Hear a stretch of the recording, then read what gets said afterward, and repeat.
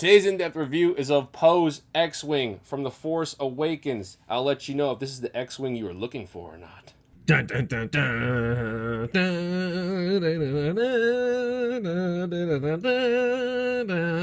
dun, dun.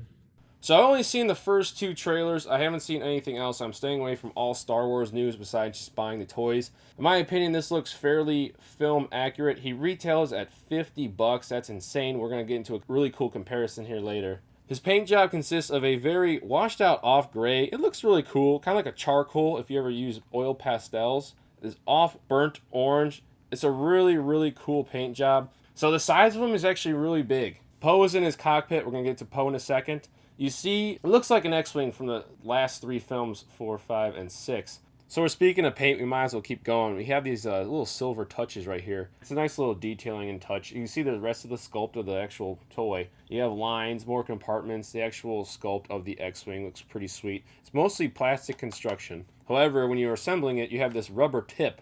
I assume it's for if you're playing with your sister or your brother, you hit them in the face, it won't be as damaging for the impact if you hit them.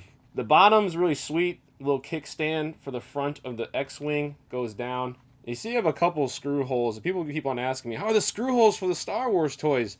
They're actually pretty awesome. They're on the bottom where they belong. There's what? 1 at the front, 2 in the mid, and 2 in the back. And that looks like that's it. They did a pretty good job. The back has some nice detailing for the vents. Front vents and S-foils. We'll get to those comparisons here in a second to an older X-Wing. They look pretty sweet. Might as well show you the action feature. You really have to press hard down on BB-8. We're going to get to BB-8 in a second. To open up the X-Wing, and the S-foil split in half.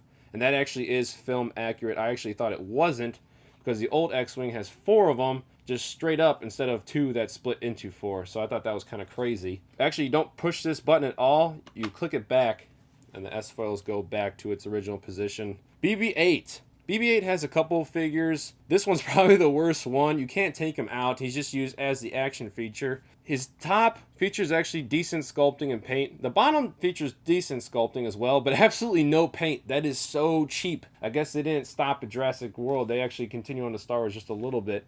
And BB-8 you really can't see, but I'm going to try to zoom in for you. He's got a little paint defect on his front eye there. That kind of stinks. But if you're a kid, I don't think you'll care.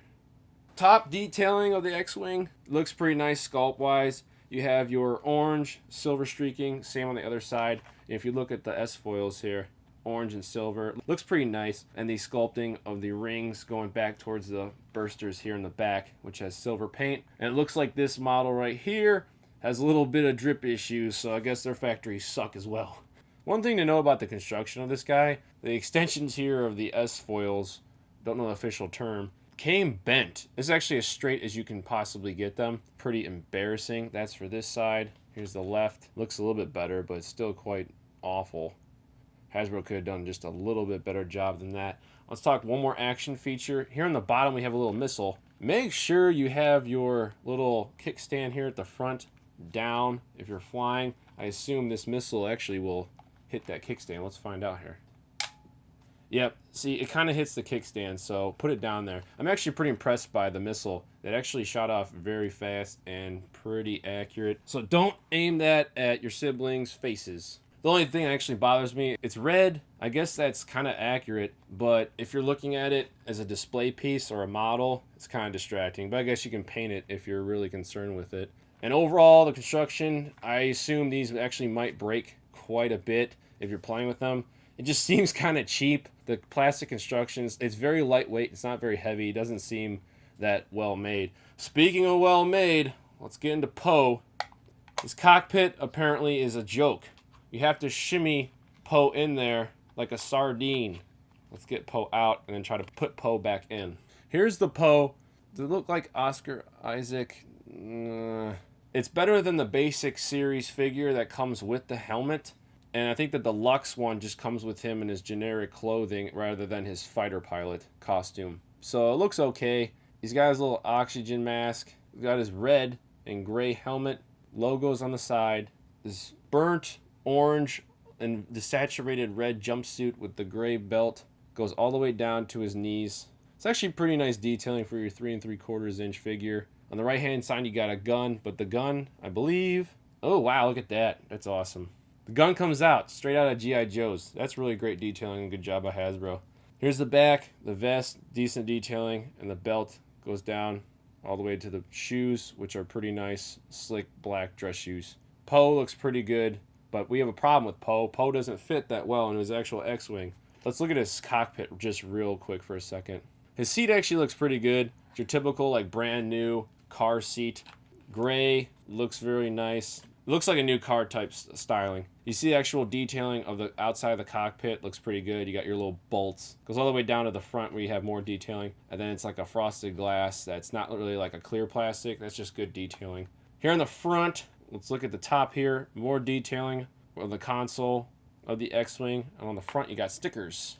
And here's the front of the console. Pretty nice detailing. You also have stickers there. I think that's pretty sweet if you have it as a shot like that. And he's going through the space. So actually, let's get into the nitty-gritty of putting Poe into his X-Wing, which we have problems of. Oh, geez. So, feet first. You have to... I think he's molded in there, so he fits better. No, he doesn't. Psych. Look at this. Hasbro, what are you doing? You can't fit Poe in his X-Wing. I'm not going to destroy it anymore. The lid on the top of the roof here doesn't close down. His helmet. Let's take off his helmet. It'll be inaccurate as hell. And it still doesn't close down. Hasbro, what are you doing? So I cannot fit Poe into his X-Wing, probably because this is not my toy. This is actually my friend Chris's toy. And he actually got Poe to get in there and stay in there. I'm just going to hand it off to him because I have no idea what I'm doing here. So Chris, take it away. Yeah, so you kind of got to go in crooked, basically. You slap him in there crooked, and then you slap it down. Oh, still nothing. This is like that one time I had to do an enema. There we go. I heard a nice little click. Boom. So Finally. You have to be an expert. It's stupid, though, because if you want to play with... see? I mean, look at this What shit. the hell? Well, that's $50 well spent. You put the figure inside, and you break it, apparently. There we go.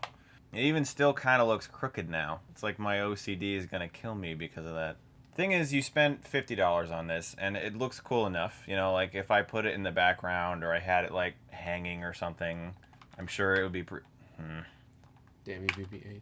There we go. That's another thing. It's kind of hard to press down because like BB-8 moves, so and you have to press a button and it's like, so I don't know. I mean, in the background it looks awesome. Like that looks amazing, doesn't it? But you start looking up close, and Matt already said BB-8's got some shit on his eye. There's absolutely no paint on BB-8, which is stupid.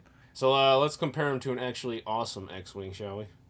So this is the X-Wing from Dagobah, Luke's X-Wing. This thing had a price point of $44.99 in the year 2006. So if you are looking at inflation, essentially these two items are basically the same price. One of them is clearly superior to the other in almost every way. I mean, if you just look at the material, this isn't some like half-assed rubber. It's like hard plastic. All of the moss that comes on this you can remove. If you just want it to look like a badass X-Wing, you can remove all of the moss. And in almost every single way, it's better. And if you go into the back, the S-foils open up and it looks amazing. And in almost every way, it's a better toy. So it's the exact same price point, and they're both made by Hasbro. So what this basically tells me now is that there's just a loss of quality in regards to the kind of stuff Hasbro makes now. It's sort of like Star Wars is a guaranteed ticket. They know that everyone's going to want to buy this because it's Star Wars. Like, I bought it. I think it looks cool. It'll look cool in the background or something, but this was made in 2006 for what is basically the same price point now if you include inflation. And it even came with something else. It came with this Luke Skywalker action figure with his lightsaber, as well as this Dagobah swamp creature thing. So it was like you got things that came along with it. This one has Poe Dameron, and that's really it. And it's a crappy looking Poe Dameron. This is at least an accurate sculpt of what Luke looks like. I don't really think this other toy actually looks anything like Oscar Isaac, to be honest. And look at this thing. I mean, this is pretty cool. I'm gonna take a thing out of Matt's book. There's no screw holes on the bottom of this thing. Ooh.